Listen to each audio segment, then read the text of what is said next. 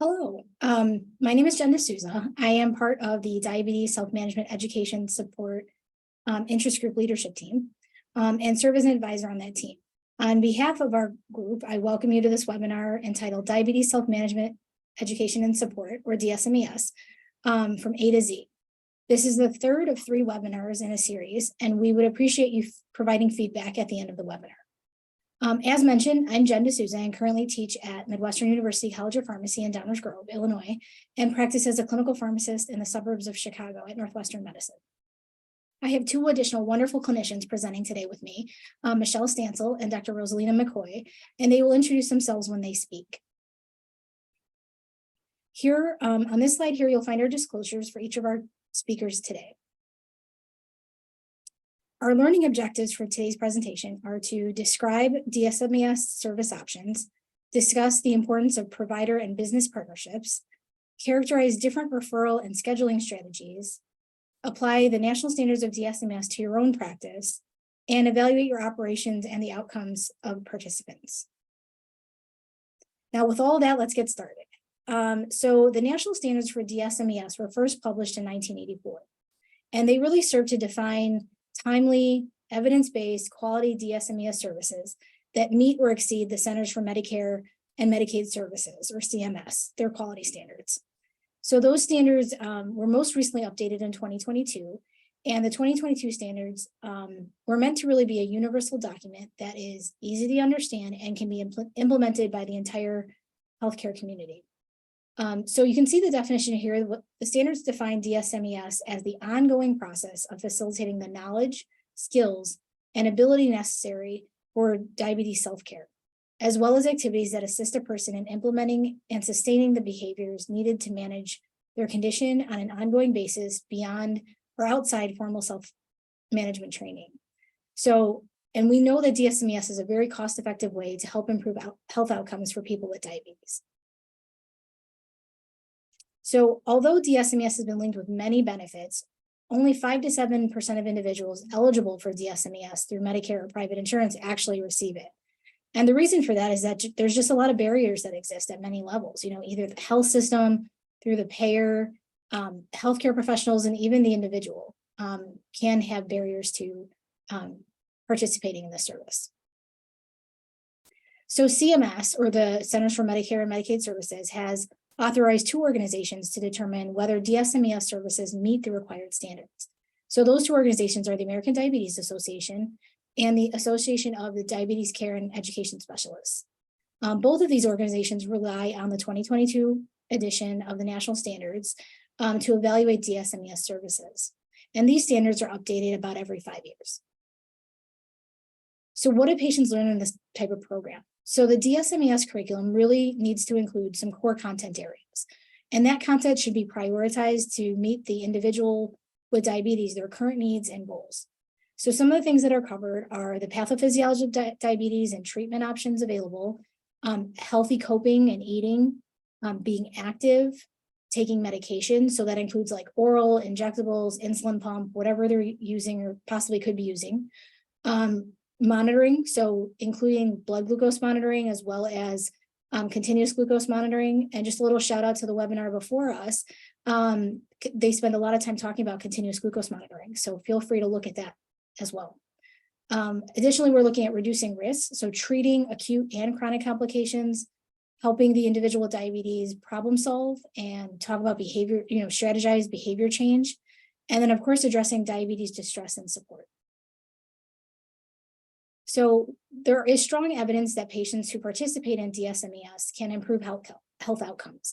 And, things like improved medication adherence, fewer complications, lower A1C levels, reduced healthcare costs, improved self-efficacy, and improved blood pressure and cholesterol levels.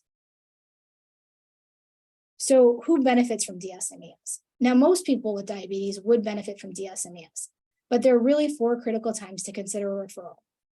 The first being at diagnosis. This time for a person with diabetes is likely so overwhelming, and knowledge and support at that time is so essential.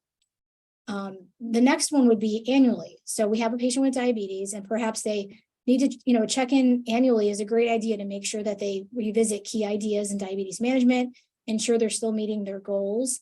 And if they aren't meeting their goals, let's revisit some information, provide some extra support, and is really key to getting them back on track. Another time to consider is when complicating factors develop. This is another potentially difficult time for patients, like previously mentioned, providing that extra support during this time change is important here, as well as deciding kind of like, do goals need to be changed? Does new information have to be delivered based on the new complicating factor which is developed? And lastly, during transitions of care, diabetes expands the lifespan, right? Or, extends through the lifespan. So through childhood and adolescence, becoming a parent, retiring, many patients have questions about those changes and what happens to their diabetes during those times. They could be questions about medications or glucose goals or financial changes, and then how to deal with those changes. So right now I'm going to turn this briefly over to Dr. McCoy for some comments from a provider's perspective. Thank you so much, Jennifer. And it's wonderful to be part of this group. So to introduce myself, I am Rozalina McCoy. I am an endocrinologist and primary care physician at Mayo Clinic. And I see many patients with diabetes, and I couldn't agree with you more. I think diabetes self-management education and support is really vital for all people living with diabetes.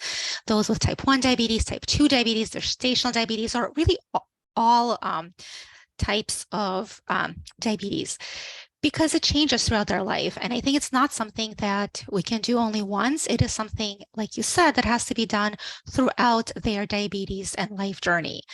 And it can take many forms that change and evolve to meet the changing needs of our patients. It begins at the time of diagnosis, just to deliver general education about what diabetes is. How do you manage? How do you check your blood sugars? All those vital self-management skills that are going to serve our patients throughout their course living with diabetes.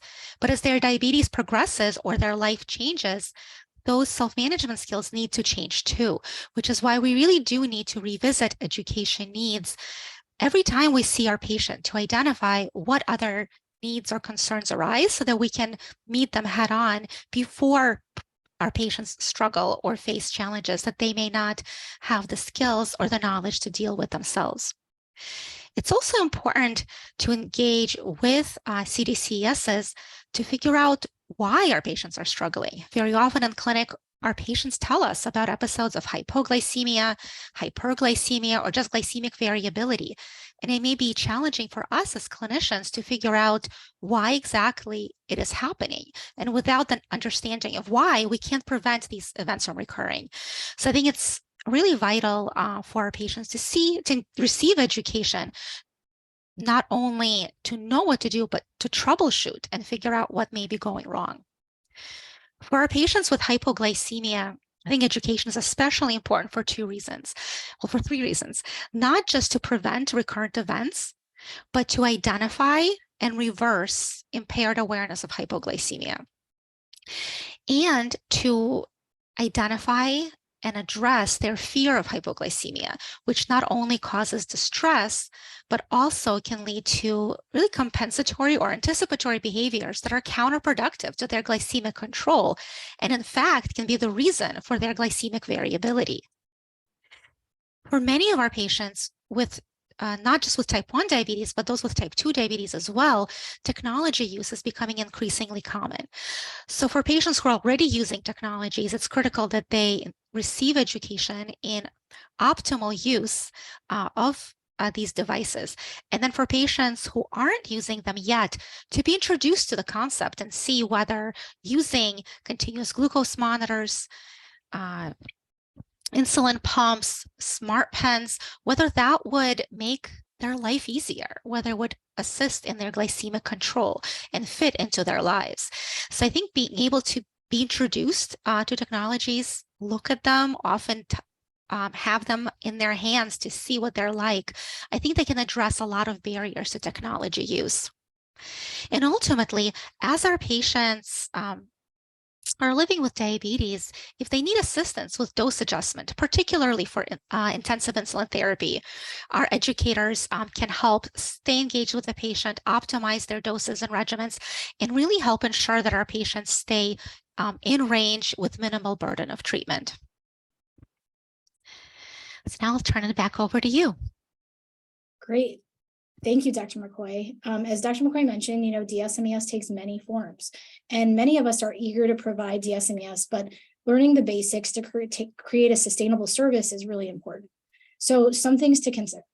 How do you want to develop this program? Is it a single discipline? Is it going to be multidisciplinary? Are you thinking about in-person or virtual or hybrid? If you are thinking about those options, what are your state rules on providing care in those environments? Like, are there any limitations to that? Is your service going to be based, privately? Is it going to be a hospital-based, provider-based, community setting, in a pharmacy, in an academic medical setting? So lots of things to consider there. And then regarding sustainability, are you thinking about reimbursement and contracts and grants? And Michelle's going to discuss some of these later on in the presentation.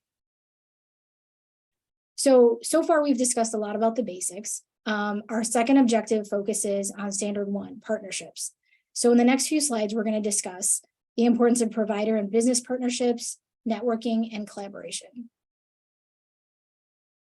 So with any new program being developed, leadership and advocacy for the program are going to provide the support and sponsorship for your program. So a group of internal stakeholders is key when creating a new program. Like, who's going to lead the program? Is it the CEO? Is it a medical director? Is it another healthcare professional? Like, who's going to stand up and support your new program? And what's needed for your program's success? So the leaders within the organization can also help link and gather support to internal and external stakeholders, and then, help to garner some of that interest in your program. So here on this slide here, we see a list of possible important stakeholders to your program. So it involves billing, scheduling, IT, marketing, coding, reporting on that data, and then research. So lots of people to consider here. So who else could be included? So some professional team members, like the ones listed here, can be part of your team. They can advocate for a team, or they can refer to your program. So lots of different roles and possibilities here. These team members could be internal or external to your organization. It also could bring awareness to professionals to promote DSMES. So when thinking about another group of people, so external stakeholders can really provide purposeful input and advocate to promote awareness, value, and access to your program. They really can help increase utilization of your program. So as you start to develop your team, consider who needs to be involved. What's their position in the practice, what they can do to assist. The table here that you can see is just an example of those who might be considered as an external stakeholder. It's not all inclusive, but once you decide you want to be recognized as a site, you can have access to the ERP and templates like the one shown here. So in summary, so far for the first half of this presentation, we really have gone over like an overview of DSMES, has been provided with all the benefits. There are many people from internal and external stakeholders. And then Dr. McCoy discussed all the benefits for, in all the forms it can be delivered. So now let's turn it over to Michelle so we can learn a little bit more. Thank you so much, Jen, for that great overview. My name is Michelle Stancil. I'm a registered nurse, certified diabetes care and education specialist, and the manager of a large multidisciplinary DSMES program in the upstate of South Carolina. And I also serve as chair of the DSMES interest group leadership team. So we're going to talk about referrals, but are we ready for referrals and scheduling? The referral is an order for DSMES service, and today, closed loop referrals address this order and provide feedback on referral status. The referral is a communication and coordination mechanism. What is the process for your business? Are there referral requirements, diagnosis codes, labs? Who can refer? Only internal, or can external providers refer? What is the communication method? Once this information is known, the referral is utilized to notify the provider if the service, DSMES, has been provided, the plan of care, if the referral has been closed for completion of service, or is a referral closed due to the service being declined or unable to contact the person referred. DSMES is a business. There is much more we need to know before we accept referrals and begin scheduling. We'll come back to referrals and scheduling. Let's build our business. It starts with an assessment. There are many areas to get information on the population. You can visit the CDC and identify a community health assessment for your area. The community health assessment identifies key health needs and issues of that community. So the population, what is the age, race, ethnicity? What are the existing services? Is DPP available? Are there other DSMES locations that maybe are unknown? If so, what population do they serve? So there's not a duplication of service, but an additional service that you can bring. What are the resources? And that's going to include the businesses, organizations, or public service institutions of the area. And then you do a gap analysis. What are you going to do when there are gaps? Can your program help fill any of those gaps? Then we're going to start our business case. And it starts with revenue. Will there be a revenue source? What's the funding source for your DSMES business? Jen touched on this a little bit earlier. Are you going to bill? If you do bill, will it be a flat rate or will you be billing codes? What is the charge per visit? How many visits will you do per day? Are you going to incorporate technology? If so, are there technology contracts that need to be executed so reimbursement comes back to your business? And then you have value-based contracts to consider. We hear a lot about those today. Will they cover the salary expense or will they cover the hourly rate for services that are provided? And there's many, many grants available, but they are time limited and they do take time as well. Are you a grant writer? Do you have a grant writer on staff who's going to assist with those deliverables? So those are some things to consider. Let's talk about billing a little bit more deeply. If you are going to bill, just a reminder that you have to be recognized to bill DSMES codes. You do not need recognition for M&T. DSMES codes have been available for this evidence-based service since the late 1990s. M&T codes followed shortly thereafter. There are procedure codes. We learned a lot about that in webinar 2. We have diagnostic sensor codes or we have personal sensor training codes. And then there's revenue by insulin pump training. So when we talk about cost and billing, the question always comes up, but what if there's a cost barrier for my population? Well, those are things to consider when you do your assessment.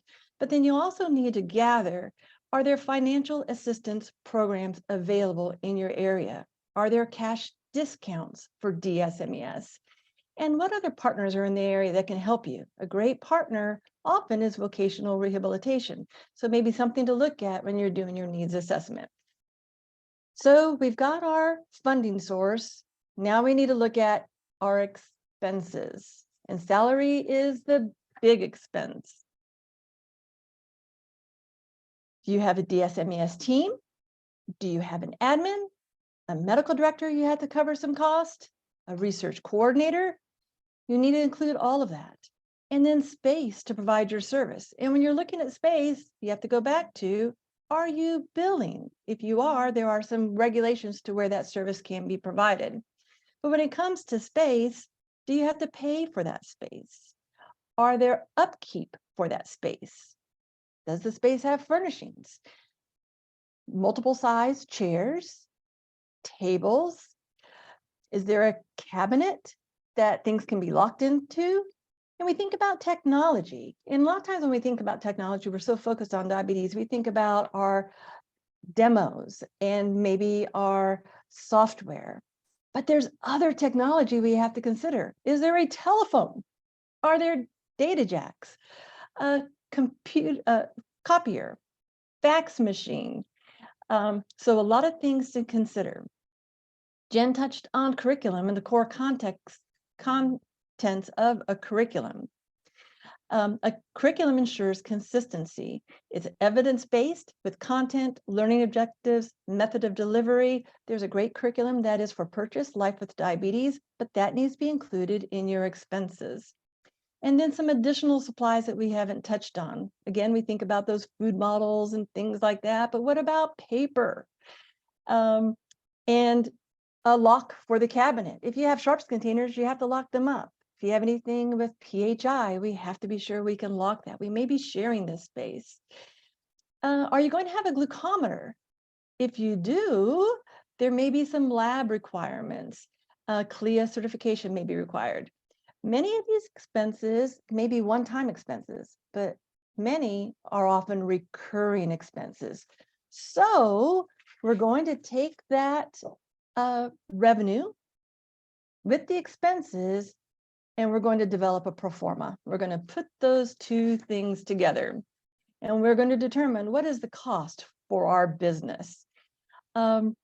Our DSMES service, how much salary do we need? Are we going to open 1 day a week? Well, that does not require a 1.0 FTE. That would be a 0.2 FTE. So those are the conversations to have. Is there an opportunity to share staff? Have staff pick up an extra day or two, those that have a passion for diabetes. We have to know how many visits per day as well, so we can be sure that we have the space to fulfill that volume. We may determine we need more days, and we'll talk about that a little bit more in just a minute. So we've got this pro forma. We need to take it to our stakeholders. Now, Jen talked a lot about our stakeholders, our internal stakeholders, who's going to be supporting our program. We might be self-employed, it might be us, it might be the bank. But it could be our CEO, CFO, practice manager.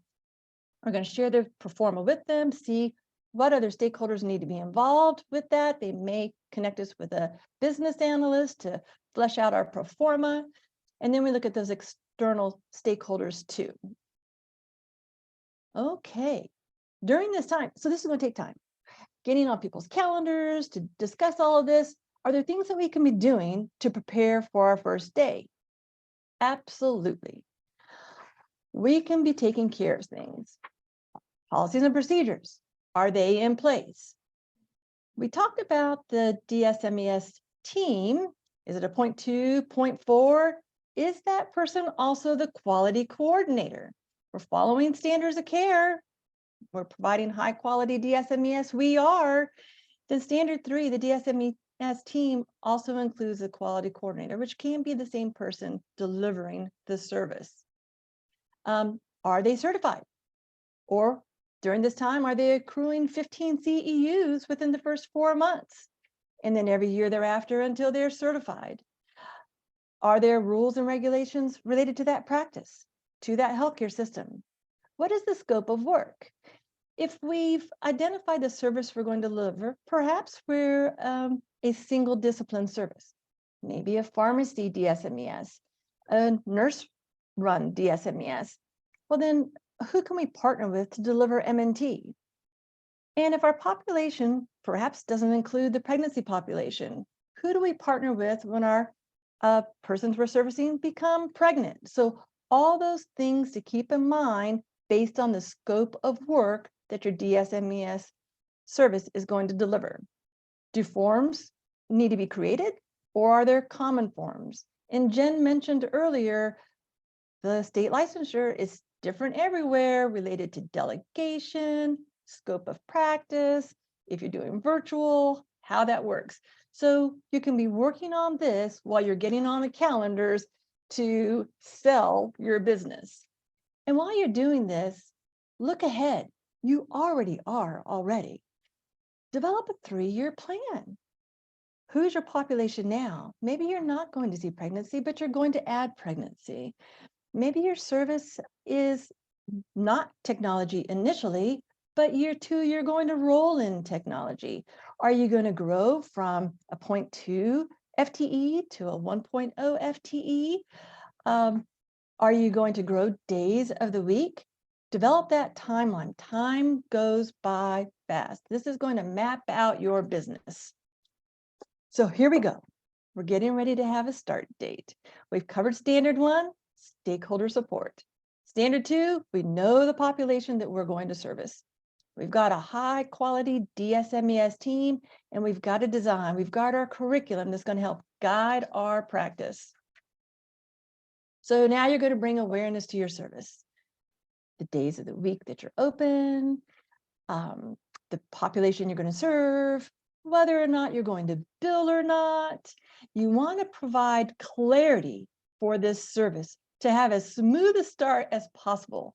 You want to reduce the risk of any confusion that could lead to frustration. So people know exactly who you're going to service, but then where you're going to go to, because you've got that 3-year plan. Now, we are ready for referrals. So we've got a process, and that includes the whole closed loop process. We've got our requirements. We know if it's paper, electronic, or both. We've got a mechanism of communication. We have the service, and we're going to know how to close this referral. So I'm going to turn it over to Dr. McCoy to provide her comments. Thank you. So I really want to stress, again, just the importance of referring our patients for education. And I usually think about referrals really in 2 ways. Are they urgent referrals that have to happen immediately or as soon as possible? Or are those routine referrals, appointments that I recommend my patients make and keep on a regular interval, again, as their diabetes and their needs change along their lifespan? So for urgent referrals, right, these are patients that need to be seen as soon as possible, and they may have to be seen even briefly right away with a longer appointment down the road when scheduling and time permits, but we need to get them in. So if a patient is newly diagnosed with diabetes and they need to learn how to monitor their blood glucose levels, what their medications mean, how do they take them, what the side effects are. Brand new diagnosis of diabetes, when they need glucose monitoring, need to see an educator just to learn how to use their glucose meter and supplies. Anytime a patient is newly initiated on insulin, they absolutely have to see an educator, not only to learn how to dose, draw up, inject the insulin correctly, but how to recognize the signs and symptoms of hypoglycemia and how to treat it, how to store insulin, how to use it safely. Anytime our patient has high glycemic variability or recurrent and unexplained hypoglycemia, again, they need to see an educator to figure out why. If we can't figure out with them in the office, it means it needs a deeper dive before a patient has a potentially life-threatening hypoglycemic event. And after an episode of diabetic ketoacidosis, when we really need to make sure that the reasons that precipitated the DKA have been identified and addressed, and so that our patient can have a sick day action plan to, again, detect early signs of DKA and manage it at home before decompensation that would lead them to go to the emergency department and hospital in the first place. So for me, these 4 really call for an urgent need for diabetes self-management education. And ideally, patients would be seen within the next day or 2, and even if briefly, with a longer appointment down the road. And then there's the routine appointments. So patients who are newly diagnosed with diabetes who don't need to learn those urgent skills, but they still need to learn about diabetes, healthy lifestyle management. Those patients need to be seen for their broad education, but it doesn't have to be done emergently. Patients who have glucose levels above their individualized treatment goal, but without severe hypo or hyperglycemia that require an urgent referral. And then patients who are treated with insulin pump therapy, even if they're doing well, I think they do need to be seeing educators routinely to make sure they really are doing well as we think they are, because often my educators find things that I was not aware or even issues or existed, and to help our patients optimize their technology use, because greater facility with the different features of pump therapy can reduce the burden of treatment and improve glycemic management. Excellent. Thank you so much, Dr. McCoy. And these are all things that you're going to gather from your partners. I mean, what a great partner, letting you know exactly the participants that she would like for you to see. So this is great. So now we are ready for our soft go live, person-centered care. That is standard 5. We have a workflow that includes the referral, scheduling, perhaps benefit verification if we're going to bill for services. If we are, a reconciliation process, registration and consents, check-in, check-out. We want the person that's been referred and the person who has referred to have a great experience. We're going to establish goals not only for the person, it's shared decision, behavior change goals, but we're going to be looking at the goals of the DSMES service, the productivity. And then always, Jen talked about the 4 critical times to consider a referral. Dr. McCoy just shared excellent examples of when to refer. But then you always have to have DSMES. The S is support. What are the support options available in your community? Is there a food share? Are there support groups? Will you start a support group? That's a great way to learn your community. So early and often, we need to seek feedback from the participants, from the providers that refer, from whoever's directing your program. We want to share challenges, successes. We want to be open-minded, plan for modifications, remembering this is person-centered care. If the person returns to the provider and says, "Oh, thank you for referring me for DSMES, it was so helpful," your referrals are going to keep coming. But if they go back and they're like, "You know what? Oh, I don't know," we have to be prepared to hear that and be prepared to make modifications, because we want referrals. We need this feedback. All right, and we take that feedback and we evaluate. You know, evaluation is standard 6, but really it's in every single standard. When you did your assessment, and you investigated your stakeholders, you were doing continuous quality improvement. What you're going to start off with, how many referrals, how's that referral going to increase, from what providers? Those are all continuous quality improvement projects.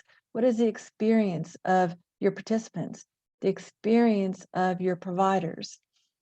So track that. We track that at least every 6 months. And then patient progress, participant progress. We have shared decision, behavior change goals.